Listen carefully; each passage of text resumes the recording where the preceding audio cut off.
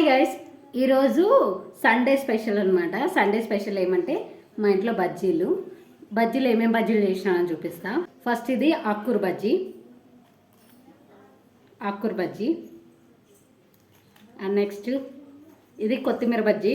మా కొత్తిమీర కొంచెం ఇది కొత్తిమీర బజ్జీ కనిపిస్తుంది మీకు, కనపడలేదు. అండ్ నెక్స్ట్ ఇది actual main heroine of the bajji ప్యారలేజీ. మీకు కనిపిస్తుంది కదా, కనిపించాలని ఒకటి ఇట్లా చేసినాం అండ్ ఇంకా రెండు ఇట్లా కవర్ చేసేసినాం అనమాట బజ్జీలు.